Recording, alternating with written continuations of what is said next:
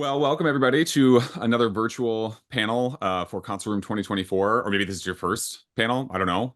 Maybe it's 2037 now, and none of this makes any sense to you. But as of now, it's December of 2023 when we're recording this panel here to talk about Doctor Who reference books. So hopefully, we'll have some good conversation here. We'll get started with a few introductions, so y'all know who you are listening to over the next hour or so. My name is Jeff Elston, and I have been a basically lifelong Doctor Who fan, something like 35-ish years thus far. Long enough that I've watched it since I was a kid, and I don't even really remember my life without it. And interestingly, like the reference books, while I was certainly aware of them when I first started watching, I wouldn't say certainly until I got older, they didn't play like a whole lot of role in my fandom. But I definitely remember my brother who got me into the show, one of his friends having a copy of Doctor Who: A Celebration, one of the premier big hardback reference books from the 20th anniversary year. And I remember looking through that when I sort of first started watching and thinking, wow, this is so cool. Like to have all this stuff documented in a book for the show that, as far as I was concerned, nobody else knew about or cared about other than me and my brother, because I knew no other fans. So thankfully that has changed in the intervening years. So that's kind of my I don't know whether it's first memory or best memory of a Doctor Who reference book, but I'll turn it over to Kathy to introduce herself, and you can meet everybody else. Okay. I'm Kathy Sullivan. I write middle grade science fiction and fantasy. I also write essays in books such as Children of Time, The Companions to Doctor Who, and a few of the outside in, such as the one that just came out in November. Um, I came to Doctor Who as an adult. I was being asked to write fanzine stories for Doctor Who, which I didn't know existed. So, of course, for me, the first reference book I needed was the Doctor Who Program Guide by Jean-Marc Lefitier, and I'm going to mess up his name, just so I'd have summaries of what was going on. And then I started, because I'm a writer, even back then, I was collecting reference books like crazy. So I'm sure we will have several other ones. Uh, let's everybody else introduce. Arnold, do you want to go next? Sure. I'm Arnold Blumberg, and I've been a fan since around, I think I finally clocked it to 1987. And as somebody that grew up as a collector and a comic book guy and a massive TV person in general, I always loved reference books, especially episode guides. So as soon as I discovered a new thing, I went looking for the reference book. So for me, some of my first were those same program guides. They were my guide to like, well, what have I seen? What have I not seen? The Peter Henning books, like Jeff was just talking about. And Key to Time was one of my favorites. I loved the edition of Key to Time I got that had that beautiful textured soft cover on it. It was just Yeah. loved it, and all the artwork and everything. And so that was sort of my way in as far as the nonfiction, and wound up becoming a thing where, because publishing and writing nonfiction has been a huge part of my professional life, I wound up being one of the publishers of Doctor Who reference books. And it's one of the great joys of contributing to that library. Awesome. Yeah. Evenson, not much to add as far as like my first or favorite. I think it was photography, and I know I had the Celebration book. I didn't say I've been a fan of Doctor Who since the 80s, and yeah, I actually really like Doctor Who reference books. It really satisfies the nerd in me to get deep into the, minutia. That's what we do. Yeah, it is, and this is, I think this us as panelists here, it's a sort of in a nutshell, like a perfect example of fandom and what you get on a convention panel, because you have me, who I don't know, I like Doctor Who, and then you've got Bill, who's written a book. Kathy, who is a writer and a librarian and has all sorts of experience with books and writing. Arnold, who writes and publishes. So you've got basically three writers and me. But you know what? That's the great thing about being on a panel at a convention, because you get all sorts of, types of people and experiences. And I can just say, like, I love to consume all the types of stuff that people like you all write and publish. So thank you for that. And I think, did your book just fall, Bill? What Yeah, I happened? don't know what happened. It was weird. Okay. Well, It Bill was was I showcasing. was gonna knock it over anyway, but I didn't expect my camera to go flying like that. Oh, well, so Because that's it's all right. not a Doctor Who reference book officially. It's yeah, I guess how would you just a humor book, I guess. Yeah, it's a humorous. I guess it's a humorous Doctor Who reference book Yeah, I was now that gonna I say think it's still a about it. reference book. So All right, well, maybe I'll get in under yeah, the wire. so for those of you who haven't read, look at the size of that thing. That's Bill's book with Dr. Stacy Smith, who I think I don't know if she's at this convention or on any panels for this convention, but she's wonderful. So definitely look that book up where you can. So reference books, yay. I was excited to hear. I think for sure, you Arnold and Kathy referenced the L'Officier program guide or guides. I would say I'm just young enough that I didn't have those versions. I had this sort of updated version. Well, I say updated. I think this came out in 93 or something like that. 94. But basically the same content. And this is like for me was the perfect example of a reference book because it's what it says on the tin. It's a program guide. So all the stories, like including the ones that I had never seen because they didn't exist or whatever, they were incomplete. I loved like poring over this and like reading about like, oh, so this is the one where who's Dodo? She gets introduced here. This is the one where the Doctor regenerates for the first time or whatever. So perfect example of like one of the things that I have loved about these reference books. And I'd I love like that. I Maybe like one that of the- that you like that about them because it seems like a really old school thing because it comes from totally. that place of you can't watch Yep. stuff all the time like you want to. Yep. My favorite horror movie reference books always include a plot synopsis that goes on and on and on. It's like, yeah, Right. I'm watching it now. We all have it. I can stream it anytime I want. Yes. Right. Yeah. I've been involved in a lot of reference books and Yeah, right. movie books where you have to fight against something in your very DNA to say, okay, I'm not going to take up a page right now to tell them the plot of the thing that they already just watched or that they've seen Yeah. 40 times. But you felt an obligation. Yeah. But that's what I was going to say to Jeff too, is one of the key things about reference books is I wonder how much it's not just a thing for certain generations too, because once you could look up everything on the internet, the need Mhm. for episode guides and reference books became far more specialized. Sure. And certainly episode guides, what do you need that for? Just go online and look at, everything. Yeah, but Absolutely. in the early days, back in talking, where you basically had text, you had the Nitro 9 website Yeah. from Yeah. University of Northern Iowa. I think so. Yeah, I think It so. still exists. You can Yeah, I look was it gonna up. say it's still out there. Yeah. But Those yeah, who want to do historical, but No, I like that though because you're right. It almost seemed like that's what the internet was going to be. Was going to be a bunch of reference books. An And now the encyclopedia. internet is just a complete nightmare. It's mainly Nazis and scrolling past, ads. TikToks and yeah. It's a nightmare. We're back to books now. I'm Well, that's stocking up what I on was going to books. say. Like with I have the celebration here, and my abiding memory of this book from seeing it as a kid and not owning it, but having enough time to look through it is the TARDIS here. That it's every page like it goes up and up, Oh, right. further Yeah. and further.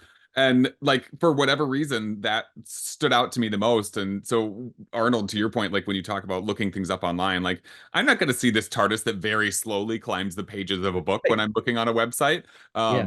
I suppose or like if you find knew a how to video fast of that. forward through the pages, you can Yeah, actually you can. Yeah, absolutely. Yeah, and it's Yeah. that was something that I don't know. I guess if at the time when I was 7 or 8 or whatever when I first saw this, I don't know that I would be pages. considered the target audience. I probably wasn't. But I sure had fun with a book that had a TARDIS, that went up when I flipped the pages. So Was that yeah. a pun or is that not a Target book? Um, Sorry, you said you books? weren't the target The target. audience, but then it occurs to me oh, that's not a Bill, Target yes, book. not is it? that's yeah, that's dear. I had a drum set, and I can play it. I'd No, do but a I think rim the shot. L'Officier, is that a Target? Yeah, well, Yes, it's Target. yeah, the first Target edition that she's 1981. got. I think the one Jeff Yeah. has is Virgin. This is Virgin, I yeah. think that's This is right. Yep. Virgin. Yeah, Yeah. yeah, yeah. And But the thing is also it also speaks to another thing that I think Yeah. is kind of becoming old school, which is Yeah. the idea that many of us are also collectors. So yes, the idea of having the physical objects, the books, you want to create a library, you want to see the stuff Yeah. on the shelf. And the degree to which anyone still wants to do that yeah, drives that kind of thing. So the Sure. reference books were very much this idea of, oh, I want a library of everything about the universe that I love watching. Yeah. And that is very much of a time, and certainly, at least in the conception of it, it's very much of a time when Yeah. you can just access all that information. Yeah. Yeah, that's a really good point. And I think that there must be overlap. I know in my own experience there's overlap with we recorded another console room panel last night about Doctor Who, classic Doctor Who on Blu-ray. And I certainly am a collector of physical media when it comes to Doctor Yes. Who and movies and TV shows in general. I like to have movies and TV shows on physical disc. I'm not the same with books, unusually, but I absolutely have the tendency to be like, oh, well, how much of that could I get like digitally? How much of that could I cram into a Kindle? So I have, this whole library's worth of stuff on this one, device. Like I really like that. But I think whether it's digital or physical, to your point, Arnold, it's about kind of, for me at least, amassing like this compendium of information. And you have a really good point about maybe that's more generational, like those of us who grew up without the internet and without streaming and even the stuff on physical media. Like certainly Doctor Who wasn't on VHS to me when I started watching in the mid to late 80s. I could record it, and I eventually started finding them on commercial release, and then I started buying them, of course. But yeah, you had to depend on what was being shown on your PBS station. And then again, for the stories that were missing, you had to look at things like the program guide, because where else would you find that out until, the internet came around. So I remember getting the program guide from the library when I was a kid. Mm. I don't know why that's crucial to me, but like the library was a part of my Doctor Who experience because they had the Pinnacle books too. Yeah. If Oh, people know what yeah. the Pinnacle books are, the yeah, Target books that came out in the US, and yeah, at least See? one has been rewritten to be a Tom Baker story when it's a Right. Oh gosh, dub yes. version. yeah, But anyways, yeah. Yeah. I mean, not only do you get the episode guides, but as things went along, we also got like I Who, where you basically had guides for all the books Yes. coming out. Yep. mhm, Absolutely. Yep. And yeah, that adds to another aspect of it that I can speak to from the point of view of publishing things too. Is that as like Doctor Who is this big sprawling fictional universe contributed to by literally thousands of creators over the yep, course of now 60 years. yep, And even when it was only a few decades into that, all those of us that were fans wanted to know, what was this about? What planet did it, yeah, and the books were the key to that. But then as that grew, the other issue that came up and that I've dealt with, and I know many others of the publishing companies who do this stuff deal with, is what's left to say, what's left to document. yeah, And so in a way, part of the fun, mainly because for me, the publishing is more out of a joy of making the books real than actually, it's not like I'm not making a living doing that. sure, So I just like making the books. But yeah, like the idea is what's left to say about a 60-year-old show that has had so much written about it. yeah, And the fun is, well, there are pieces that are missing still, and we keep adding 100%. to this library. Yeah. Yeah. And I'm really glad you brought that up, Arnold, because one of the things I was going to say was that it's almost 2024. We have, as it turns out, the internet. Although to your point, Bill, it's a little bit of a hellscape. So for Yeah. what it's worth, it's there. But as we think about the evolution of reference books, like it'd be easy to think, to your point, Arnold, what's left to say? Someone like me, who one of the things I love about the show the most is the TARDIS and everything to do with it. Like I just love it as Oh, yeah. a prop. I love it as an idea. I love it as a piece of science fiction. And so in today's world, we get like these really niche pieces that one? of books. I have this one, the TARDIS Chronicles. It's literally Okay, like yeah. you want to know everything about let's see, if I flip to page Was it Paul 143, Smith?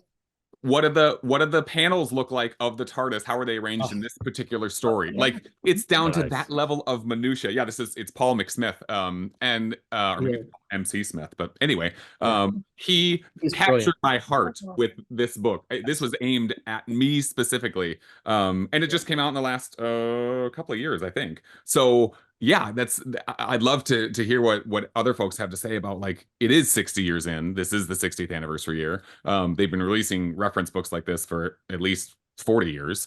So what else is there to say? Like, and what do we see in reference books that come out now and in the future given that we're 60 years in? Well, this history of Doctor Who in America, which Published is by Arnold, I Remember, think. Isn't like that your Paul company? did the infographics for that. yeah, Oh, it's just cool. so cool to Right. remember before we forget Yeah. how it was. Yeah. That's Yeah. that's a really good point. Capturing the using a reference book. And Bill, I saw you reaching for your copy. Mine is over here on a shelf that I can't reach from where I'm sitting. But yeah, the experience in that case of like Doctor Who and its fandom in the US specifically, unlocking these memories from people who lived it. And eventually those people won't all be around. But now that it's in a book, you've got that. So it's someone who wants to know more about like, oh, what was it like with fandom in the 70s and 80s in the US specifically? Like Trading tapes. we're trading tapes. Yes, there's a book about that. Like it's great. I will say also, it's like Red, White, and Who, the book that Kathy, it's one of the books, it's the book that inspired wanting to start my publishing company. We wound up doing the first Outside In first, but Red, White was a multi-year extraordinary research project that I take no credit for any of the research, because it was Stephen Hill and an entire team that were intimately involved with putting that together. And Jeff, you just said about losing people, and sadly, we lost Jennifer Kelly, who was one of the co-authors of that book. She was able to finish that with all of her friends and put that together. And it's a chronicle of an entire era that goes way beyond the American experience, really, even though it says it's about the American experience. It captures everything. So yeah, I mean, a website too where they've got the broadcast dates of the episodes aired in the US. So that's extraordinary, and there are other things, and I can tell you that one of the books we've got coming up is one about the music, composing the music of the show. That putting together, mainly the way it's working out, I think it's going to cover talking with just about everybody or almost everybody involved with the classic Doctor Who music composition. And it's like the interesting thing again is you think, who have you not heard from? Who have we not like set down on paper? And there's still stuff to find. Yeah. Well, and sometimes it's not even because we've probably heard from most everybody, whether it's on a DVD extra or in a book or in a Radio Times interview or whatever. But sometimes it's it's like I said, I used the word compendium earlier. It's creating that compendium, the collation of information. Like, yes, you've heard from Mark Ayers or Kath McCullough or whoever, but have you heard about them together with the other people who did music in the context of the 60-year show in one spot? We haven't, that I'm aware of. So I love the fact that there's a book coming out that will close the gap. Yeah, and that's the thing. Find the gaps.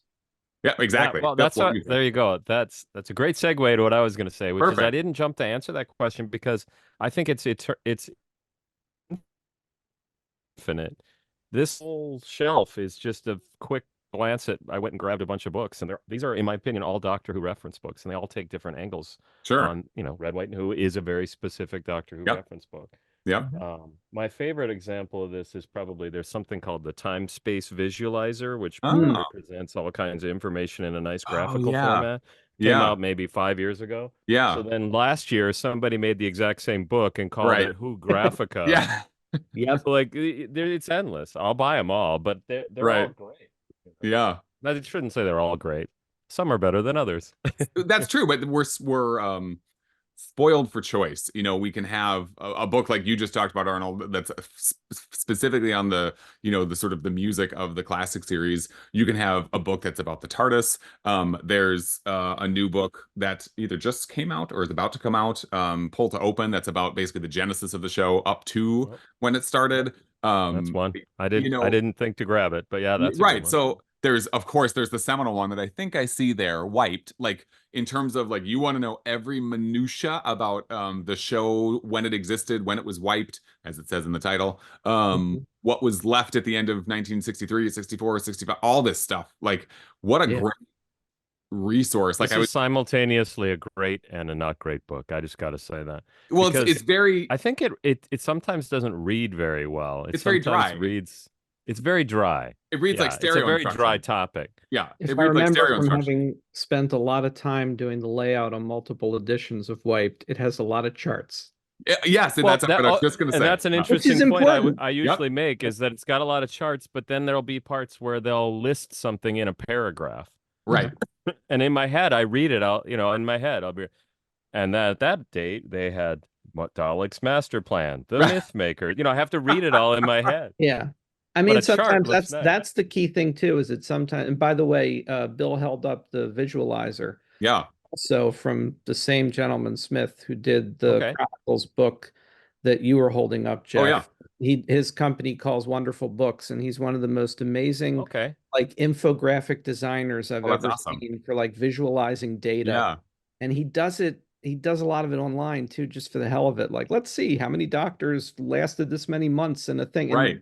it's beautiful. So Yeah. his books are beautiful, and like loving like Star Trek technical manuals too. Getting a TARDIS guide is just, oh, that's perfect for me. There's a Yeah. book coming out from, I want to say 10 Acre Films, Mm. the ones who have been doing some great books from Paul Hayes. He's written history Yeah. books about Cold to Open. classic show Cold and the Open, modern. yeah. They've got a book, if I remember right, coming out that I pre-ordered that's all about typography and font choices and Yes, I heard about this. design. And I thought, you made the book that I want. So Right. of course I'm going to order Yep. that.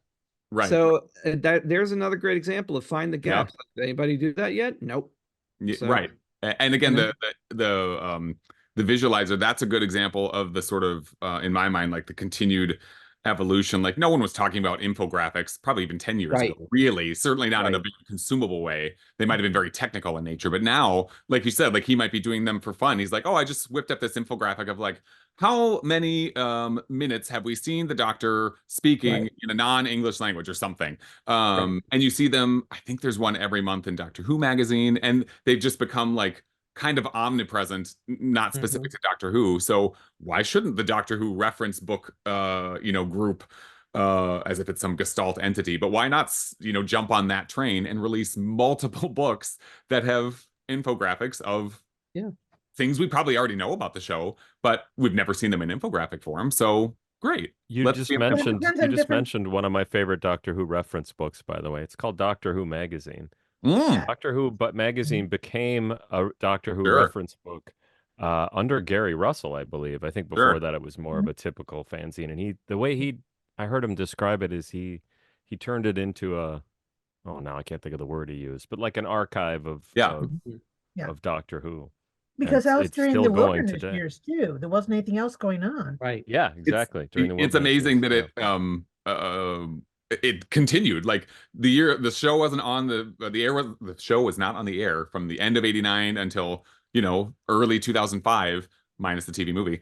Yet Doctor Who magazine proliferated that entire time. Somehow they filled. There's so many windows of time that magazine should have died, and it's amazing to me how it has always survived and gone through variable eras to some extent, but for the most part maintaining a really remarkable level of quality and attention to detail that's just extraordinary. And also in this era where magazines are just dying left and right, there's no magazine market anymore, and they're still fine, at least as far as I know. I don't know what their business is like, but it seems like they're fine.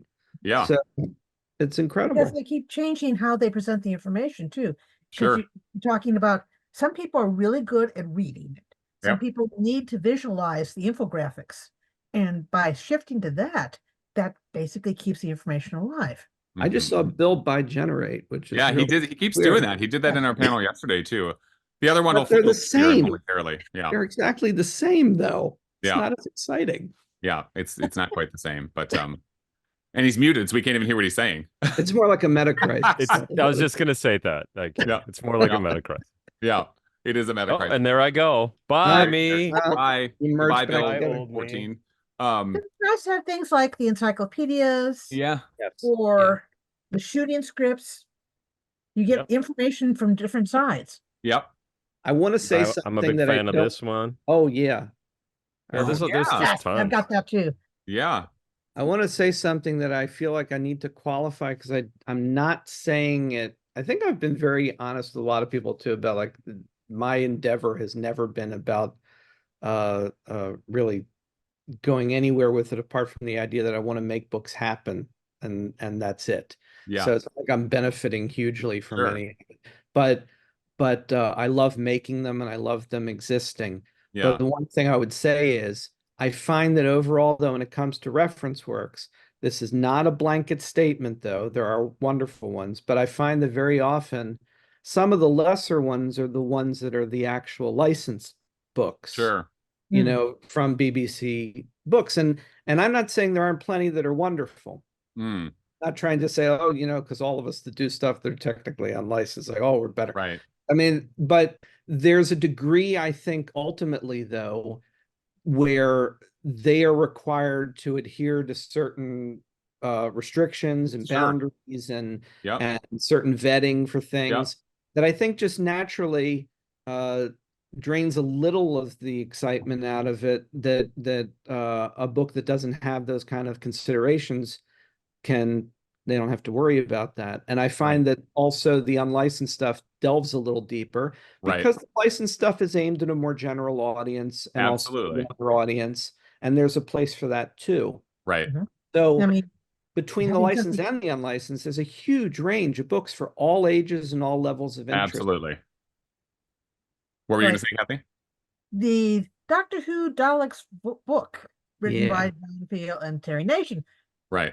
they took quite a bit of liberties because Terry Nation was making it up as he went along. Absolutely. Yeah. So he can say what he wants because he made the Daleks in the first place. So Such whatever. great covers too. And you look Absolutely. And at it's interesting, Arnold, because you were sort of like and you did this earlier too, you were sort of like in my head because what I was thinking was and the example you were giving of, you know, not going too deep, like I have here the fourth Doctor handbook, you know, there's one for every doctor. Oh yeah. And in here or in any of them, you're not going to find anything too salacious or even detailed about, you know, who John Nathan Turner was Right. you know, as a Right. person. You might learn about a little about what he did for the show, but if you want to sort of learn more about him as a person, then you go read the what's it called, the Life and Scandalous Times of John Nathan Turner by Richard Marston. Like that's Right. not a licensed book by anybody, but he knew JNT, so you're going to get a level of detail and information that you're not going to get in something, you know, like this or something that's more informational about the show. Because you're right, they are going to have to Yeah. toe a There's line. there's also the fact that very often with any kind of reference books, Mm, you're also dealing with how far away from the subject matter has the book actually been absolutely. Yeah. published. Yeah. And of course, we're in an era now where Yep. we know a lot more about, I mean, certainly we know everything you could possibly know, or almost about the Yep. classic show, about a lot of the actors, behind the Yep. scenes, everything. Think about the fact that recently, I don't know if you guys saw it, but only like in the last few days, I've been seeing going viral clips from Eccleston doing a convention with Billy Piper where he was on stage saying some things about his departure, Uh-huh. it would take for him to come back. Yep. And he's being more frank about that since he started doing conventions at Big Finish. But Sure. look how long it took to Yep. get from when he was on the show to us just getting a little bit of that. And Mhm. then when will it be when we get the book that's the book all about the Eccleston era? It Yeah. takes so. Yeah, that's a really good point. And you know, I'm curious, and you're probably uniquely placed to answer this in some ways, Arnold, because you have a publishing company. But when you think about, you know, anybody can publish a book, anybody can self-publish anything these days. It's 2023. Yeah. And if I wanted to put a book on lulu.com or even on Amazon, I think I could do it pretty easily. So I wonder what that, you know, is there anything out there that we've seen that's maybe really good? So to your point, Arnold, without the oversight of a license, like that was able to go really narrow and deep on something that's really good, or on the opposite end of the spectrum, because anybody can publish something, you know, do we see, you know, examples of reference books that are best left avoided or unread because Oh, they're factually inaccurate or have a really bad, whether it's a political lean or whatever. You know, so it's interesting how just the publishing of books has changed over the last, even the last probably 10 or 15 years, but certainly over the last 40 years. absolutely. And speaking to a couple of your points, like I've been saying, I love books, grew up loving books, grew up reading the kind of books that I'm now publishing. I went, Yeah. like Bill just said too, key thing for me, and I'm not afraid to say, because I'm facing my mortality on a daily basis lately. Since I'm in my 50s now. I'm not happy about it, but I am. And I grew up going to the library all the time to get stuff. And like all the horror coffee table books that I grew up Yeah. reading that introduced me to all the movies I love, from Yeah. Godzilla to Universal to everything, Yeah. were at the library. So always books for me. But that Yeah. also means that I love physical books. And Yeah. all I want to do is make physical books, to the Yeah. point where we still get a lot of people ask us, when are you going to do an ebook of this ATV title? Yeah. When you do something like, and I'm not. I'm just not. Yeah. And then they'll usually go with, don't you want to make money? It's like, well, that's actually not why I'm doing it, so it doesn't Right. matter. Yeah. And Right. I just want to make the books. So yes, to your other point, there's tons of stuff out there. It is fairly simple to publish these days through various online things. Amazon, they make it a little more difficult than you'd think, but you can do Okay. it. And yes, there's a lot of garbage. And I'm Mhm. not going to name anything because Sure. it's, but there's a lot of stuff I've seen. They're like Doctor Who reference works that are like one person's critical review of, that Absolutely. exactly like you said, Jeff, it's a political screed Right. disguised as a Doctor Who book. There's a lot of that now. Yeah. It's all crap.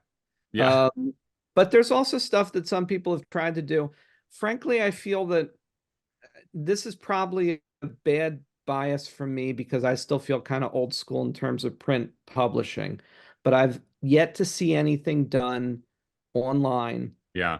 say done like Lulu or Kindle, that I would say really seems like, oh, this is an amazing work of reference that Sure. has not been published anywhere else. Because I keep Right. thinking in the back of my head, well, why did they dump it online? I know that's terrible. I know there are people doing stuff online that's wonderful, Yeah. and maybe the industry doesn't let them get their way in. Yeah. Other voices, other people. Yeah. Uh, but so I admit I have a bias Yeah. that I know is probably wrong.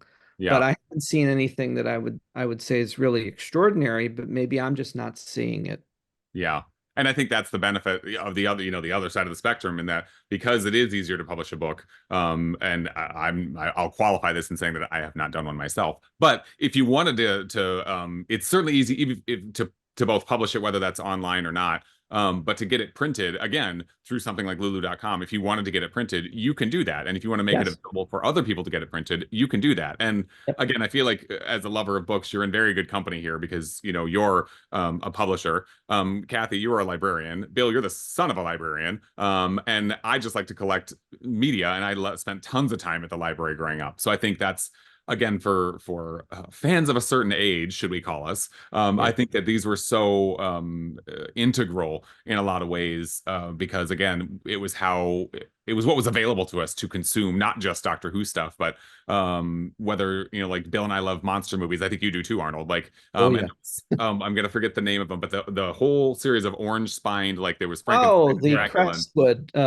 Was it Crestwood House? Yes, I think that's what it was. Like, I can Yeah. see those, I Oh, can smell those in my memory, yes. going to the library. I Like, don't own every one of them, but I've spent many years desperately grabbing copies, yeah, library yeah. copies of those. Yes. Right. Yes. Perfect example of another. And I guess I'd call those reference books, I think, because they're sort of focused on each. They were, because they were written deliberately. I don't ever talk. I'll talk to you guys. I wound up talking to one of the guys that wrote them when I first Wow. started working at Gemstone Publishing. One of the missions I set for myself was find someone who did the Crestwood House stuff, and I got somebody on email who was in his 80s and had worked on those books, and was Wow. delighted to talk to a young fan about the books. That's Yeah. great. And I have I to would talk love for about that same thing to happen with, some of these books for newer Yeah. Doctor Who fans, whether they're, young in age or just young at heart, whatever. But to go back and find, and of course, many of these are certainly older ones, like, are somewhat useless because we do have the hellscape that is the internet, but and some of them were just sort of factually inaccurate in some cases, or were responsible true, for building up a story that maybe isn't that great, or maybe really dogging a story that is way better than, you know, sort of attitudes of the Yeah, time would have we had you do think. see that a lot. Yeah. Yeah, Based on so those older No, that's a books, yeah. brilliant point, by the way, Jeff. That's another key thing that's worth mentioning about the yeah, topic of reference books in yeah, general, is that for good and bad, the history of Doctor Who reference books also contributed to all of the so-called received fan wisdom mhm, about what's a classic story and what's not. mhm. And it's important to remember that those books were not the final say in any of those things. I remember like when Web of Fear and Enemy of the World were discovered and put back out, and everybody's like, "Oh, Web of Fear is back," and then we all watched Enemy of the World, and we're like, "Hey, this is really good." Right, yeah, Well, this is great. that was the one that, and people talking about, well, this is an unassailable classic, and then you see, I don't know. Fine.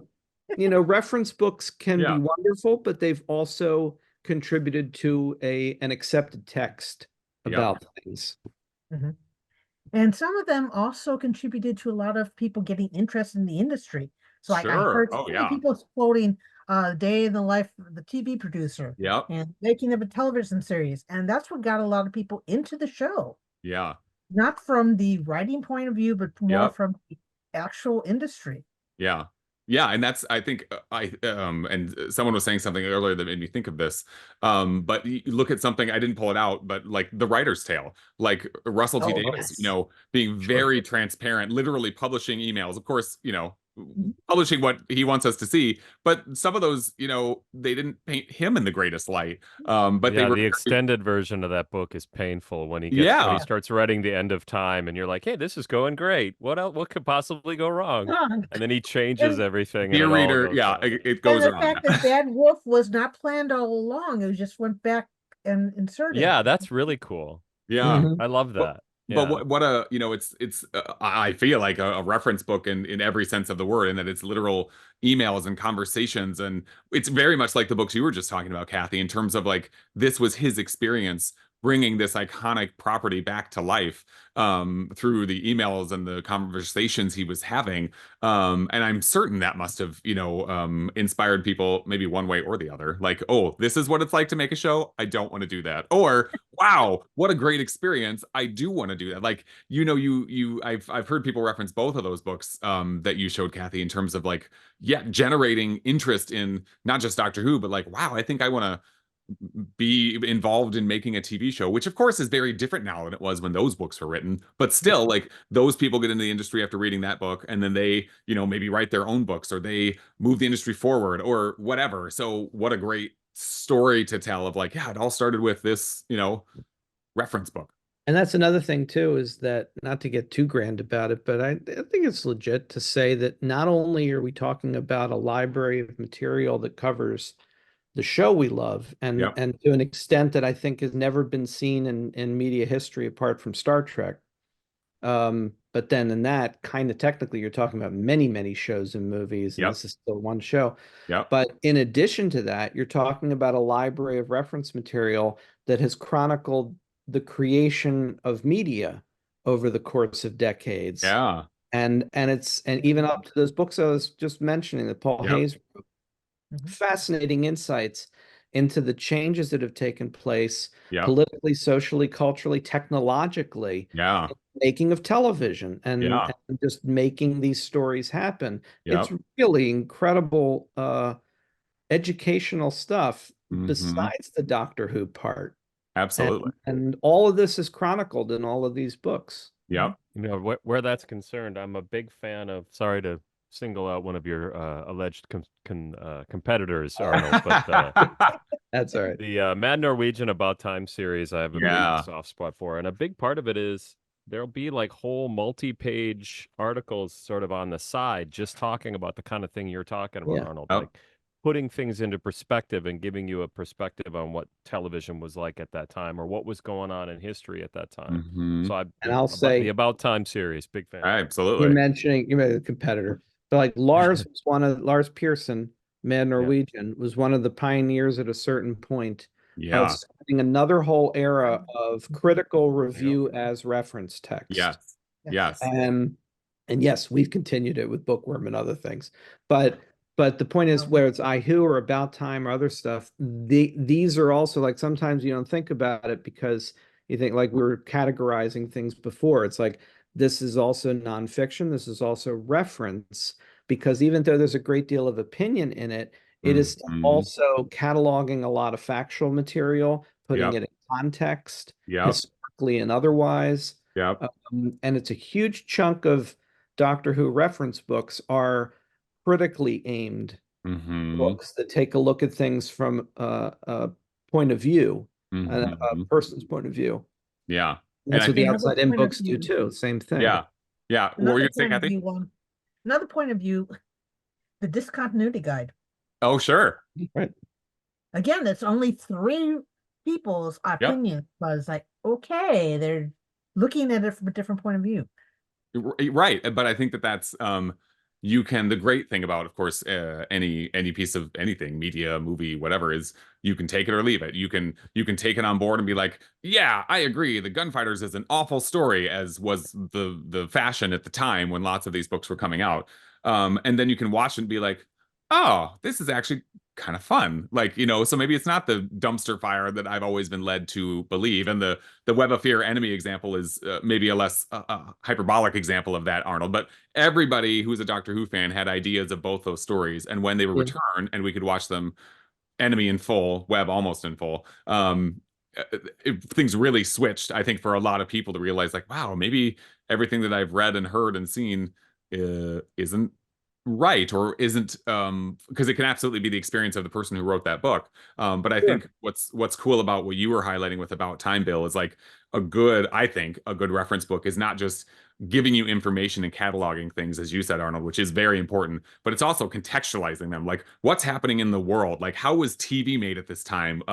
What was the political temperature and climate of the world? You talk about William Hartnell's proclivities as a racist and a homophobe, and how did that affect working with a young female producer and a gay Indian director? Like, all of those types of things. And because of the having more access to information, I think in 2023, like we do now, some more of those stories can come out from a different angle or a different person or whatever. So now you have a more, I'd like to say balanced view, but at least you have more views on what you possibly thought you already knew. But it's still, like Arnold was saying, that everything you just said is probably true about the classic series. It's not true about the Giggle. If you go on the internet right now and try to learn about the Giggle, you're probably going to get a bunch of junk. You're going to get a lot of people hating on it, a lot of people loving on it, and it's all noise, and it doesn't really. The one I think about, and it's not Doctor Who, but there's a David Callett put out a Godzilla book where he tries to sort of bring back, like, he just loves Godzilla. So he just talks about every Godzilla movie. He gives that the same perspective in a way at each one. I just love this whole thing. And Doctor Who, it's the same thing, right? Like, at the time, Deadly Assassin was the worst story ever made, but now we look back on it as a classic. It's tempting, I guess, to think that we're right? Like, that is how you should look back on it, something historic. And that's why they should have canceled the show and kept it canceled, because then we could still always just look back. Right. At the good old days. Keep it frozen in time. That's true. And But what do I know? The Beatles are still putting out records, so I don't know. I guess that's true. Nothing ever dies. Apparently are coming back to Doctor Who, according to Russell T. And they're coming back to Doctor Who. That's true. Or whatever that means, we don't know yet. But I guess we'll find out. And we won't know by console room, I don't think. I doubt it. We might know more. But again, whoever's watching this in 2037, you'll already know, and you'll think, oh, that was great. Maybe they're listening to the Beatles' new album right now, and that's right. They probably just did, That's right. But I think, honestly, it's a really good point, Bill, and I think that it goes to sort of support the point that you said earlier, Arnold, about having this this time, and to some extent, I don't know if like sort of clinical detachment is the right word, but enough space and time away from Christopher Eccleston's experience, or Kathy, you were just flashing Doctor Who the early years, like when that came out like it was all shrouded in mystery because no one cared. Like, no one was documenting that until somebody, I think that's Jeremy Bentham wrote that one. Somebody went back, and again, it's more of probably a potted history, and I'm sure much of it has probably been shown to be not true or not fully true now, but it's what we had at the time. And now over time that can continue to be refined. And you can point out, Hartnell's less desirable qualities, for example, because I doubt that that's probably in that book. The first Doctor Handbook. You're right. It's probably not in there either. So yeah, it's interesting how we can continue to, with more time and distance, look at things again, contextualize them more, look at them more critically. Because I think that was a really good word that you used, Arnold, as far as like the sort of critical eye Yes. used in a lot of reference books. Not all of them, because some of them are meant to be like, look at the size of that thing is a deliberate humorous take, but it's still a reference book. You know what I mean? Like, but it's There's room for all taking, of it. There's you're room right. for It's all of taking it. that Yeah. slant. Yeah. Yeah, and I can't think of I was while you've been saying that I was trying to think of a specific example. I still can't think of one, but I know that like several times just in the recent past, it struck me that like I've read some things in a few books where they're still finding out things now that we never heard of before, or like people. I read one where it's like there's a person who's crucial to the creation of the show. Never heard this name before, and like here we are 60 years later and we're still just finding out now about some things. So Mhm. distance is key. Yeah. And the thing is, even with distance, it takes work, it takes Yep. research Yep. and dedication to delve into things. And what is kind of interesting is the extent to which the BBC actually has lots of paperwork and documentation that still exists, but Yep. it's amazing that we can still find out stuff from the very beginning that we never knew, which Mhm. again, just imagine what it's going to be like decades down the road about what's happening right now. You Right. know, Right. there's Yeah. no way of really getting that story now, There's except in anything more than like a PR Yep. kind of approach. Yep. yeah. But one day, you know, Yeah. They're still litigating the rights to the first story. Yeah. It'll oh it'll my never God, end that what we guy, find out. that came out of nowhere for me. I mean, I'm sure there are people that were aware of him for a while, but I'd never even Yeah. heard of his existence Yeah. until this happened. But the Yeah. interesting thing there is, where my head was immediately going was to that everything that's happening with Steph Coburn, who's the son of Anthony Coburn, who Mhm. ostensibly wrote the first adventure, An Unearthly Child or 100,000 BC, however you refer to it. But because we have this access, and because there is the BBC written archive, and because there are people like Richard Bignell and other researchers in the realm of Doctor Who, they can go back and see like, well, this is how it was credited on this document. Like Anthony Coburn's name was on this episode, but not on these other three, or maybe it was vice versa. But like internally, like this is how it was documented. But maybe ultimately what matters legally is how it went out, which was Anthony Coburn. And we know that happened all the time later with script editors. Terrence Dix talking about doing a page one rewrite after asking for no more than 2 rounds of edits from a scriptwriter, because he sort of felt like beyond that, like it wasn't really fair to ask them to keep rewriting. And as a script editor, it was his job to kind of basically take over at that point and pay them and let them be on their way. But I don't think, certainly I didn't, and I doubt most of us probably envisioned a world where, tying it into the panel that we recorded yesterday about physical media, that we would have these collection sets on Blu-ray that not only make the show look great, but have literally tens of thousands of pages of PDF. Blu-ray ROM Yes. content of Oh my scripts and God. production Yeah. documentation and floor plan. Yes. Like I can't remember what the numbers. I think it's over like 50,000 pages now, but across the sets. Like, but it's again, we're spoiled for information. We're spoiled for choice. But to your point, Arnold, someone has to be doing that research, and in an age where everybody does their research, which Right. usually is a heavy dose of confirmation bias versus actual research, in my opinion.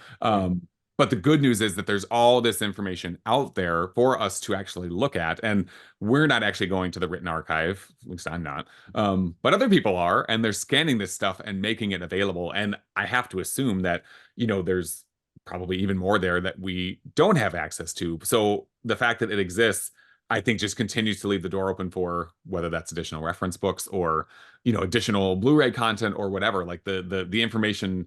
The cool thing is that the information is there and people know about it. Versus again, when like the early years came out, well, it was whatever Jeremy Bentham said in that book. I'm sure everybody just believed because And they proved it wrong.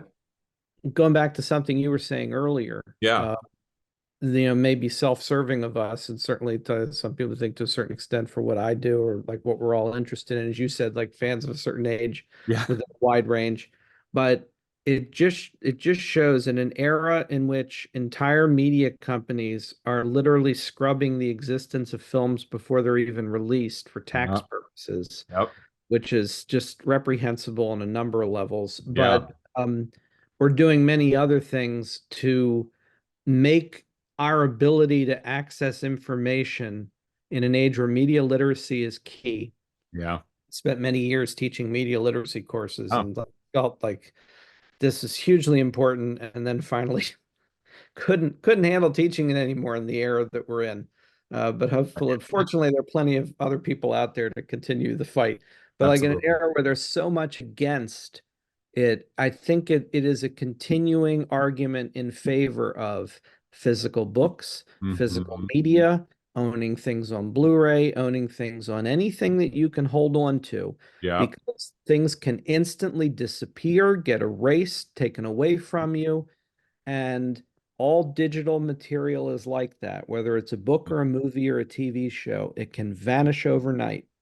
I just saw something I don't even I don't even use, like, was it PlayStation users got an email like a few weeks ago or something that said that all content from Discovery is being taken out of your library. Thanks. And then Toodles. they listed like 4,000 television shows that they were now removing. Wow. Yeah. So it's like maybe it's a good argument for hold on to a book. That information is not going anywhere. It's Right. going to stay there, Right. and you will have access to it all the time. That's right. And If someone wants to come take my copy of the House Stammers version of the Companions book, they're going to have to pry it from my hands because they can't get it from me, and they can't just delete it from my whatever, my computer or my phone, because it doesn't exist there. It exists in my hands. So, But now this is on YouTube and they know you have it. So oh shoot, you're right. Well, only a matter we'll of edit time. around that. Yeah, we'll edit around that if we need to. But that's why Jeff's using that background, because you can't really. yeah, you can't tell where I identify am. who he is. Yep, you don't know where I am right now. He's But I somewhere in can tell time you, and I am space. surrounded by physical media. So I absolutely Yeah, I do know subscribe that. to Arnold's recommendation. Well, Yeah, I really do think though that if you want to find out the true story or something, it just does take time. And when you Yeah. were talking about that, Arnold, about media, I can't remember how you said it, but like if you look at the VAM that comes with a new movie as opposed to something that a Criterion puts together, Mhm. you know, you can see that it just sometimes just takes that much time for the Sure. history to become known. Mhm. There's a book I like called The Beatles and the Historians that tells all the stories of the Beatles. It's essentially a book about books about the Beatles and That's how great. basically we are getting closer to the truth. Yeah. But that's the thing, is that over the years, and you and I talked about this because we were in London in September and we were at this Paul McCartney photo exhibit. And I can't remember what it was, but something that you said, because there was a sign on the wall about something, and you said, like, oh, that's not actually what happened. We've determined, or it's been revealed that whatever it Yeah. was this. And some random guy was like, well, that's not how it happened. This is what happened. Yeah. Some He other started guy arguing had with said me. this. Yeah. Yep. Yeah. Maybe I 'cause like that though. I like arguing. I think arguing is lost art, to be honest. Yeah. I think arguing is important. Yeah. Yeah. Well, there's not a lot of arguing being done with listening anymore. So Well, that's Yeah, which it's more like the yelling. Giggle You're right. pretty well covered at the beginning, didn't it? Yeah. Which is why we go Yeah, back right. to reference books. That's Right. right. Yeah, Everybody read Russell, more books. always with his finger on the pulse of what's That's going right. on. That's right. Culture. Yeah. Well, we're getting to the end here, and so I think as we wrap up, like, I don't know, I think maybe it would be, I'm dropping my reference books here. I think maybe any just sort of final parting thoughts about, you know, what we've thought about reference books up to this point, or what we maybe see for the future, like what additional gaps might we love to see closed. We know there's one coming about music from sounds like from ATB Books, so that's exciting. Like anything else in that space as we kind of wrap up our reference book discussion. Well, I won't offer any suggestions, because if I thought of one, I would want to see if it's something I'd want to do. That's right. But usually people are pitching to us though. So Yeah. I would just say, again, going back to the very beginning, I grew up with all these books in the library. One of my all-time favorite books I ever owned that I still have the original copy of course, that's now literally just a stack of pages that don't stick together anymore. Yeah. Was Mark Scott Zickery's Twilight Zone book, all about that show. Yeah. And to the extent that every page of that book and every photo on every page is seared into my mind, like that's the picture I think of when I see that episode again.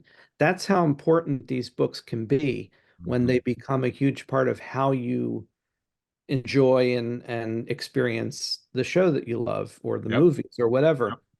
So doing them, actually like writing and publishing them, has been one of the great joys of my life doing this stuff. And so as far as Doctor Who's concerned, we've done a number of things, both classic and modern. As Kathy pointed out, we just put out Outside In Regenerates. It looks at all the classic shows again. Yep. Ah, there it is.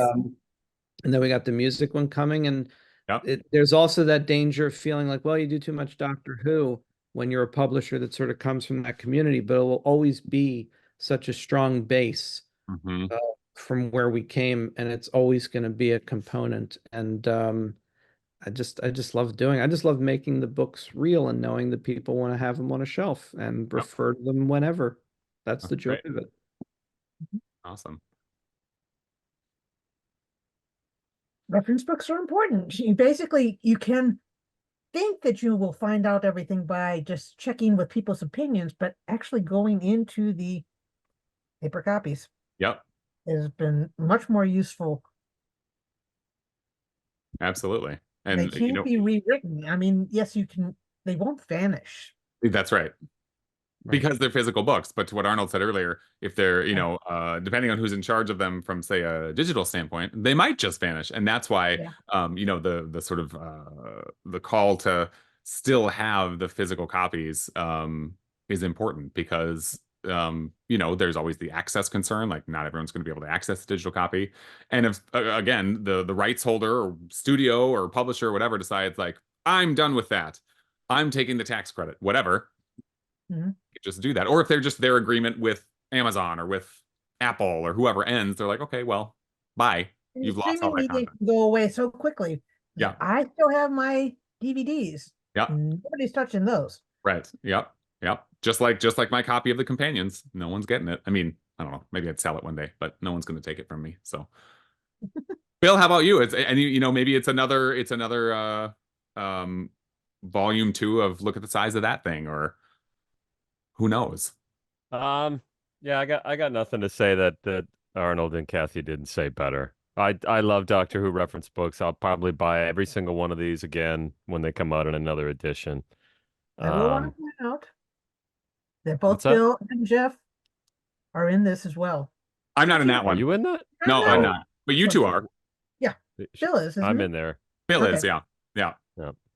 And you'll be able I've been to, very fortunate to be in most of the Outside In. yeah, and if you're watching this over the convention weekend, or if you're at the convention, you can get some. I think Kathy will have some limited copies of it in Artist Alley. So if you see this in time, I can go buy one. you can Perfect. go buy one. Which brings us to this is one of. You I give don't me the know discount, Kathy, or if We'll you reference. bargain. If I have any left, we'll bargain. That's Okay. right. That's right. They're already very popular because this And is. there will be a panel about it too. Oh, great. Oh, That's good. perfect. That's right, Hopefully you're yeah. both on it because I will, if all goes well, because I'm recording this before that happens, I will be hearing live virtually as part of that panel. So awesome. Yeah. Well, great. Again, this is one of many panels that are being recorded for Console Room 2024. There are also, of course, going to be lots of live panels. So it is a hybrid experience again this year, as it has been for the last few years. So be sure to check out whatever's available online.